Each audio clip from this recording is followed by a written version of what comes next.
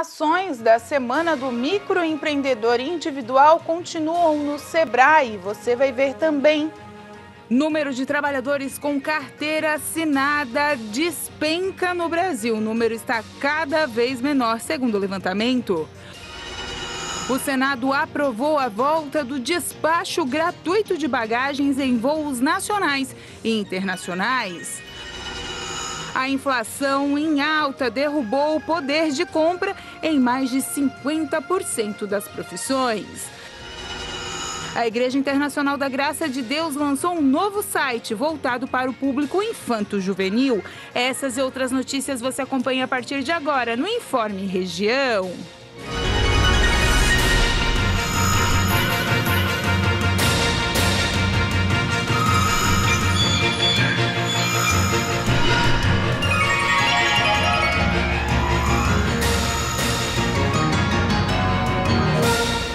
Olá, hoje, quinta-feira, dia 19 de maio de 2022. Tempo frio, mas firme em Santa Catarina.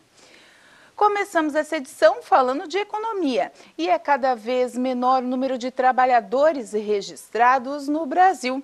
Nos últimos 8 anos, mais de 6 milhões de pessoas passaram a trabalhar por conta própria ou sem registro. Os dados são de um levantamento feito por uma consultoria.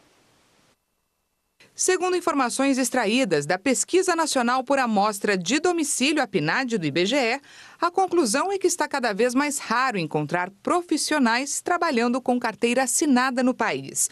O maior índice de registros aconteceu em 2014. Na época, 43% da mão de obra nacional tinha carteira assinada. Mas agora, 8 anos depois, esse percentual caiu para 38,1%. Em números absolutos, a queda foi de 2.800.000 trabalhadores registrados a menos.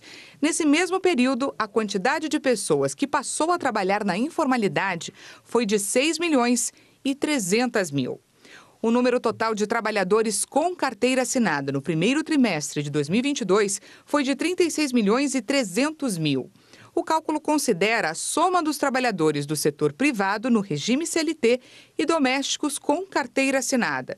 O levantamento não inclui servidores do setor público, que emprega 11.200.000 pessoas, o correspondente a uma fatia de 11,8% dos ocupados. O encolhimento da parcela de brasileiros que trabalham com carteira assinada reflete não só a sucessão de crises econômicas dos últimos anos, mas também as transformações tecnológicas no mercado de trabalho e a busca por empregos com rotinas mais flexíveis.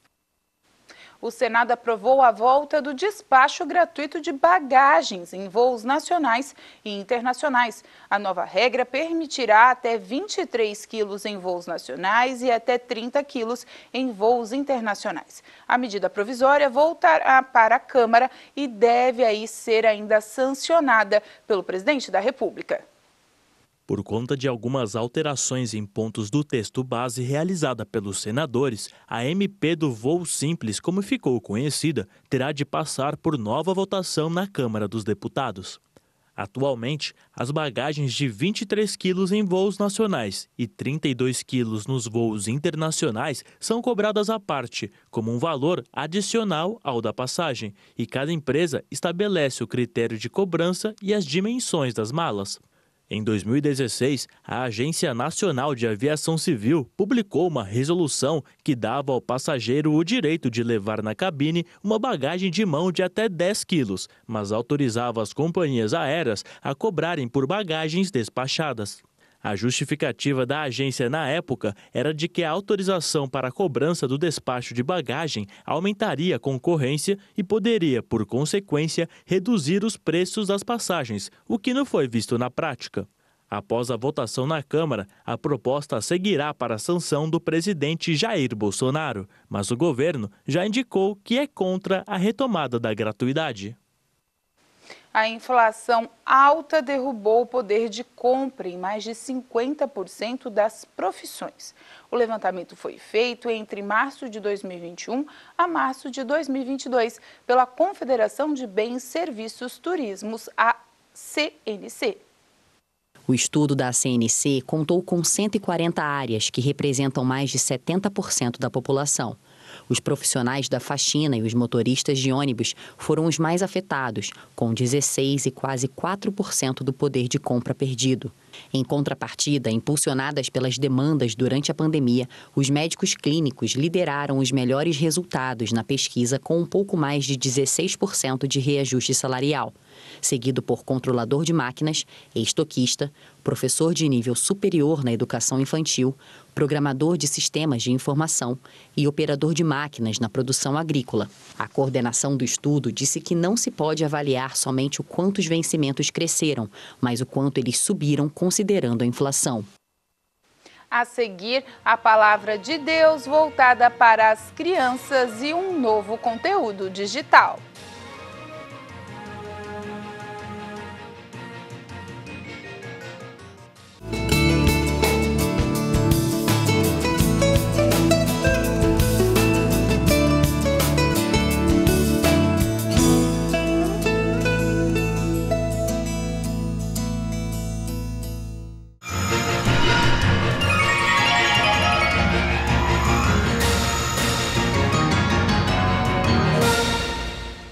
Infectado pelo vírus da Covid-19, mais que uma vez poderá se tornar comum devido às variações do vírus. É o que aponta um novo estudo sobre a doença. Ter Covid 1, 2 ou até 3 vezes por ano pode ser comum para quem vive exposto a Ômicron e as suas subvariantes. Essa é a conclusão de um estudo feito por pesquisadores de uma universidade na África do Sul. Em artigos já publicado em revista científica, na Science, eles apontam que reinfecções, que eram considerados eventos raros nas ondas provocadas pelas variantes Beta e Delta, se tornaram comuns após o aparecimento da Ômicron. Na pesquisa foram analisados quase 3 milhões de testes positivos de laboratório até janeiro deste ano. Nas ondas pré-Ômicron, as ocorrências de reinfecção eram pontuais e associadas à queda de imunidade após 6 meses da proteção adquirida. No estudo africano, ser infectado novamente pela Covid pode acontecer em intervalos menores, de 3 meses. Um dos motivos, além da Ômicron e suas subvariantes serem mais transmissíveis, é que a infecção ocorre pela mucosa nasal e as vacinas são dadas no braço de forma intramuscular. A boa notícia é que, segundo divulgado pelo jornal The New York Times, uma vacina nasal está sendo desenvolvida em uma universidade americana com o intuito de ajudar o corpo a produzir anticorpos que capturam o vírus antes mesmo que ele tenha a chance de se ligar às células. Mas especialistas apontam para a necessidade de se pensar em aperfeiçoar as vacinas tradicionais, para que elas contenham as novas versões do coronavírus. Enquanto elas não chegam e a reinfecção é uma realidade, as vacinas em uso e as máscaras continuam sendo as principais aliadas para quem busca proteção contra a Covid neste momento. Uma alimentação saudável nem sempre é barata. Procurar produtos da época e fazer as substituições seria o certo. Mas os industrializados estão entrando com tudo na casa dos brasileiros, devido aos preços. Keila sempre optou por uma alimentação mais saudável para a família, mas com o aumento no preço dos alimentos, tem sido difícil manter a rotina. Por enquanto, ela ainda tenta fazer algumas substituições. Na alta do tomate, a gente vai optar por uma outra coisa mais em conta. Na alta agora que a gente está vendo cenoura, né, um absurdo, eu estou evitando usar cenoura em casa. Então, acho que é isso. Quando não é possível substituir, os industrializados são a opção. O industrializado, ele está ficando mais barato se a gente levar em consideração com os alimentos mais naturais. Então, assim, uma lasanha industrializada ali, pronta de micro-ondas, acaba entrando no cardápio da família, assim, que a gente economiza e espera pela baixa desses alimentos. Mas sabe que os industrializados também são um perigo. Ai, com certeza. As minhas filhas não comem, mas eu e meu marido, a gente até gosta um pouquinho, não vou mentir. O fast food também, uma saída bem legal, pedir lanche e tal, tá ficando mais em conta do que comer realmente comida saudável. A pandemia da Covid contribuiu para o atual cenário. Uma pesquisa da Fundação Oswaldo Cruz, Fiocruz, realizada entre abril e maio de 2020, já apontava o aumento no consumo de alimentos industrializados pelos brasileiros.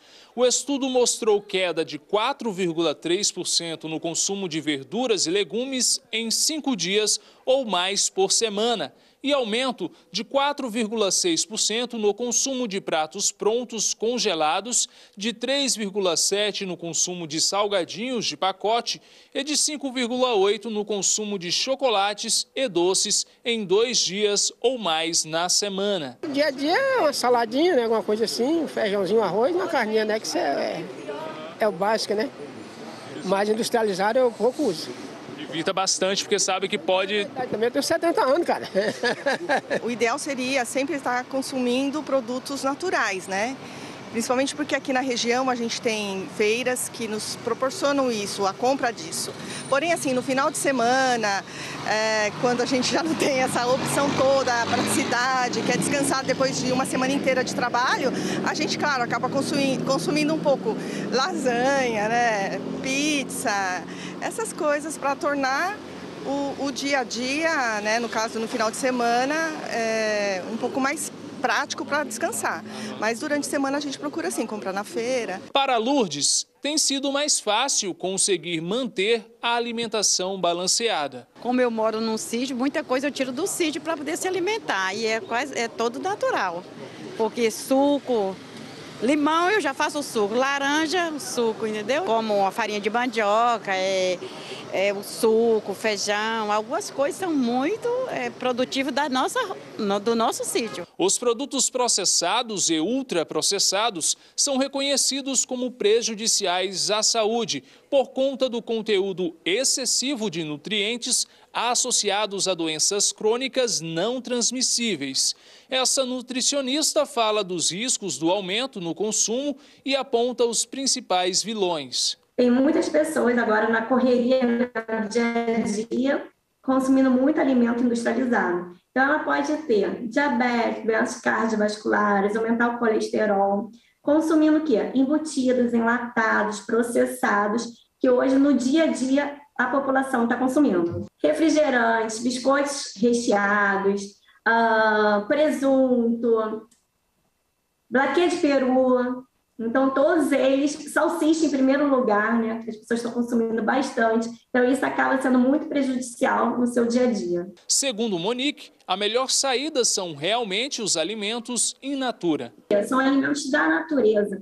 Verduras, legumes, frutas. Então, o quê? Descascar mais e desembalar menos. Então, vai ser bem melhor para a saúde do brasileiro. Se a pessoa for procurar se alimentar com mais alimentos vindo da natureza, elas vão ter, né? Vão ter menos aditivos na sua vida, vão ter menos corantes, menos produtos químicos e vão ter mais fibras. Então, as pessoas vão conseguir ir mais ao banheiro, né? Vai melhorar o seu intestino, que normalmente esses alimentos ultraprocessados interferem até mesmo na sua questão do seu intestino. O intestino é o nosso segundo cérebro. Se ele não estiver funcionando bem, não adianta que a pessoa não consegue emagrecer, não consegue ficar no seu dia a dia bem.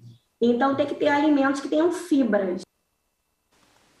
A Igreja Internacional da Graça de Deus lançou um novo site voltado para o público infanto-juvenil.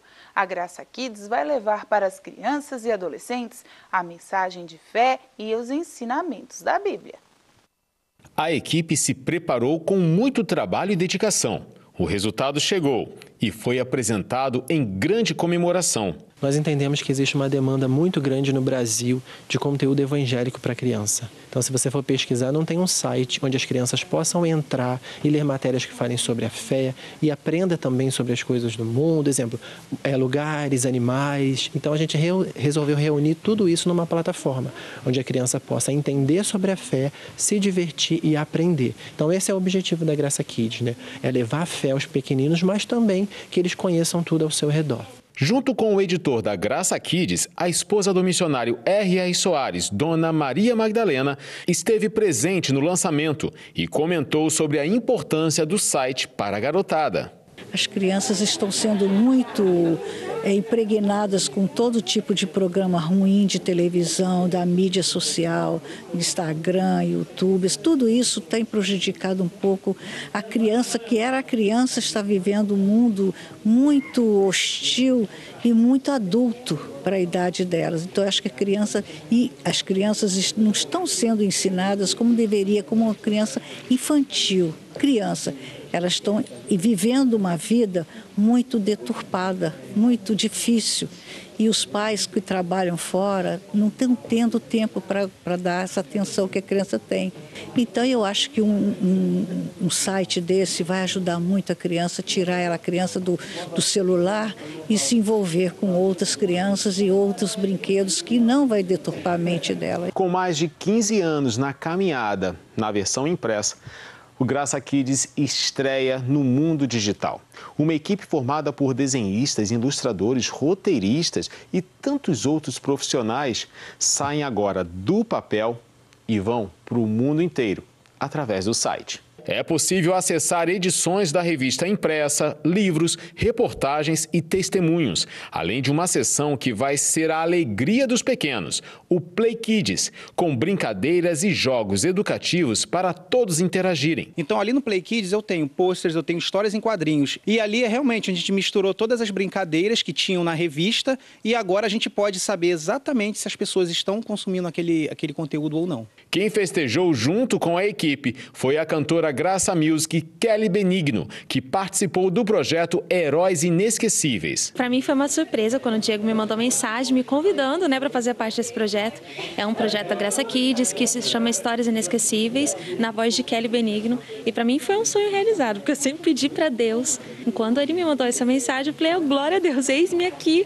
Fiquei muito feliz e está dando um resultado muito bom aí para todas as crianças. Então o site vai ser ótimo para as crianças aprenderem a palavra de Deus. Ali tem os vídeos que a gente viu agora, Tem os vídeos, tem historinha, tem os quadrinhos, então eles vão aprender da palavra de Deus de uma forma bem divertida, bem diferente, graçakids.com.br é o endereço do site para a garotada encontrar a palavra de Deus, lições de vida, conhecimento e diversão. Tudo que eles precisam num só lugar. A seguir, Semana do Microempreendedor Individual movimenta Sebrae em todo o país.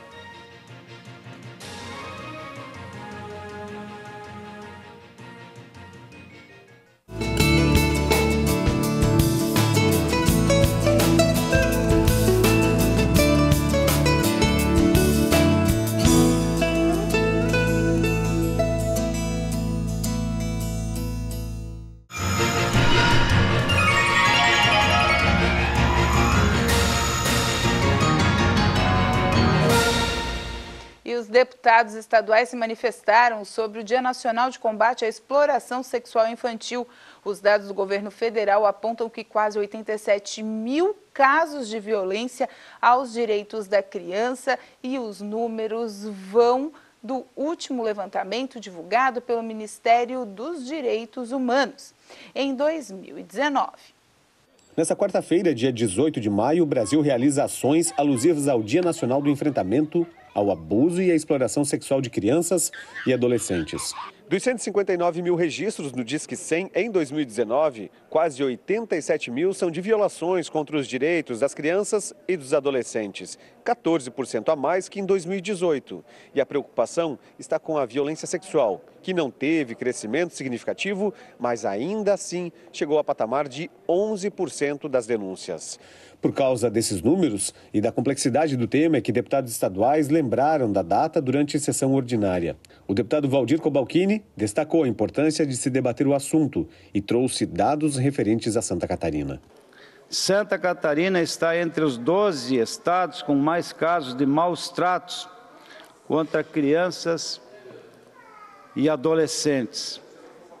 Foram 784 notificações de maus tratos e 638 de lesão corporal dolosa apenas no primeiro semestre de 2021. Pontualmente, sobre exploração sexual e estupro, nesta pesquisa, Santa Catarina infelizmente ocupa a segunda posição, ficando apenas atrás do estado do Mato Grosso do Sul. O deputado Ismael dos Santos lembrou alguns números relacionados a casos de exploração. São 10 notificações todos os dias em Santa Catarina de violação dos direitos da criança e do adolescente, em especial nessa questão da exploração sexual. É lamentável que Santa Catarina tenha esse título vergonhoso, não é? O segundo estado em que os direitos da criança e do adolescente são mais violados no Brasil. Outro assunto que ganhou repercussão na sessão desta quarta-feira é a falta de UTIs para crianças em Santa Catarina. O deputado João Amin alertou para o problema. Santa Catarina já ocupa 98% dos seus leitos pediátricos e a quantidade de doenças respiratórias que não é Covid nas crianças de Santa Catarina vem acontecendo muito nesse tempo agora. Essa semana, na segunda-feira, apenas 2 leitos no estado todo estavam disponíveis para as crianças de Santa Catarina. O presidente da Comissão de Saúde do Parlamento, o deputado Neudi Sareta, também reforçou a necessidade urgente do governo investir mais em novas vagas de UTIs infantis. Na verdade, as UTIs precisam ser ampliadas e mantidas permanentemente. Era o que nós dizíamos no auge da pandemia, com aqueles leitos que foram credenciados a mais, que era fundamental que eles fossem mantidos. Porque você tem, agora, por exemplo, temos a dengue. Tem o inverno vindo aí, o agravamento de doenças respiratórias, tem as pessoas que precisam fazer cirurgias eletivas que nós falamos e precisa ter leito de UTI, nem todos necessitam, mas precisa ter leito disponível, não tendo leito de UTI também não tem cirurgia, fatalmente vai se reduzir ou suspender as cirurgias eletivas. É preciso sim, ampliação da oferta de número de leitos de UTI em Santa Catarina. Empreender sem deixar de ter direitos básicos, como o salário maternidade, e também outros que estão envolvidos no INSS.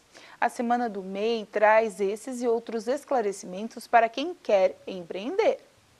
Sair da informalidade e buscar oportunidades na vida de empreendedor. Os microempreendedores individuais estão saindo cada vez mais da informalidade para desenvolver os seus projetos. E essa semana, em parceria com as prefeituras e diversos órgãos, o Sebrae promove a Semana do MEI para auxiliar quem já é e quem quer se tornar um microempreendedor individual. O objetivo da Semana do MEI é trazer um holofote para essa forma de registro de empresa que se tornou muito acessível, né? Possibilita a regularização e também o surgimento de novos negócios.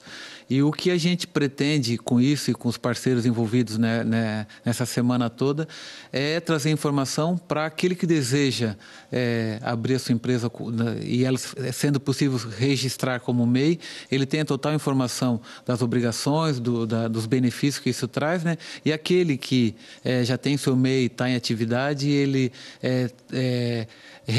relembre algumas obrigações que ele tem que fazer e também aproveite as oportunidades de capacitação, de orientação na área de gestão, de acesso a novos mercados, para que ele consiga evoluir, né, e ganhar competitividade. Sair da informalidade, principalmente pelas questões previdenciárias, como salário maternidade e também aposentadoria. Hoje, a cada 10 pessoas que procuram abrir uma nova empresa, 8 delas acabam se tornando microempreendedores individuais. São 2 fatores que contribuem para isso. Um é a queda do nível de emprego, então as pessoas acabam, se não conseguem emprego, vão buscar uma outra forma de renda, né, de ocupação e renda, e começar isso registrado, né, com todas as obrigações em dias, com as coberturas previdenciárias, que são importantes também para a segurança do trabalhador, se torna muito atraente. E o MEI tem um processo de registro mais simplificado. A gente tem aqui em Criciúma uma estrutura muito boa da Casa do Empreendedor, em parceria com a Prefeitura Municipal. Então, ele consegue, ir identificando uma oportunidade e e vendo que ela se enquadra como MEI, ele facilmente se formalizar e entrar rápido no mercado. Como aconteceu com a Cíntia, que após passar pela gestação, viu uma oportunidade de empreender. Fez alguns cursos, se aperfeiçoou e começou a fazer bolos para entrega, mas viu a necessidade de se formalizar para obter vantagens nas áreas previdenciárias e também financeiras. Além de agregar valor, né, no meu trabalho, gera mais confiança e eu posso estar revendendo meus produtos para empresas, eu posso emitir nota fiscal e se eu não tenho MEI, eu não consigo fazer isso. Posso deixar em pontos de revenda também o meu produto, né? E essa é a importância do MEI.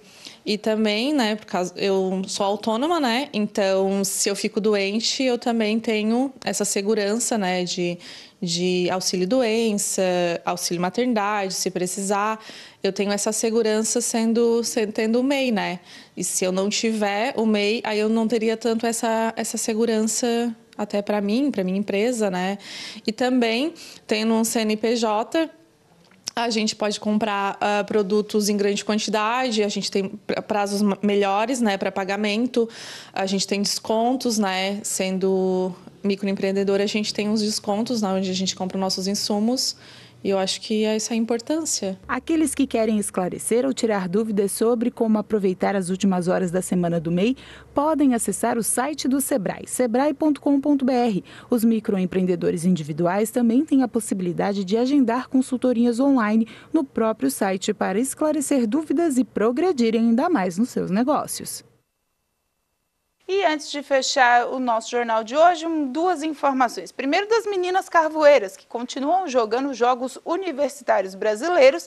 As meninas que têm a camisa do Criciúma Esporte Clube, junto com a Unesc e a Fundação Municipal de Esportes, fizeram mais uma goleada. Venceram por 13-0 a equipe do Rio Grande do Norte. Agora estão nas semifinais da competição. Inclusive, as meninas do Rio Grande do Norte não gostaram muito do placar e abandonaram o jogo antes mesmo dele terminar. E com isso as meninas do Criciúma estão na semifinal e vão jogar contra um time de Goiás, que essa partida será amanhã, mas ainda não foi divulgado o horário. A outra informação é claro que daqui a pouco, às 7 horas da noite, o Criciúma enfrenta o Grêmio na Arena, lá em Porto Alegre, e amanhã a gente traz todos os detalhes, claro, pela Série B do Campeonato Brasileiro. Com essa informação, a gente encerra o Informe Região desta quinta-feira. Lembrando para você que essas e outras notícias você acompanha seguindo a gente nas redes sociais, @TV Primavera. A todos vocês, uma boa noite, até amanhã.